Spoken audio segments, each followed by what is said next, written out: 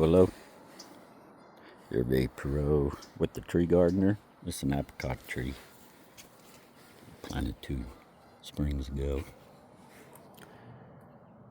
And want to talk about making sure that your tree is stable in the ground.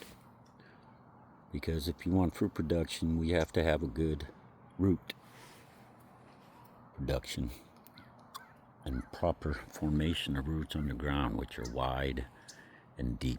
And we encourage that through interrupting gopher penetration and deep watering.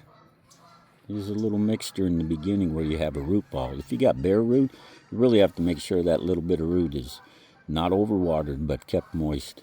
And then you encourage growth with amendments, but also a watering of the area where the roots aren't there yet. A nice deep watering. But you also have to make sure you're doing frequent waterings if the root ball is getting dry. So, encouraging proper root growth by getting rid of the root boundness in a pot. You got to spread those roots out and work water on them and get it loosened up, and then put your tree in the hole, proper depth and all that, right? But making sure those roots are going into the corners of a squarely dug hole. That'll keep them from going around in a circle, more like just putting it in a bigger pot. So we're encouraging wide and deep.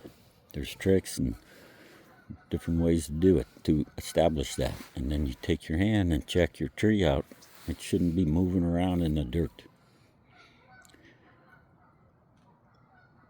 All right, little tidbit there for establishing a tree well anchored to the ground, because once it starts growing and putting on fruit, it'll just fall over and be stunted and never do well.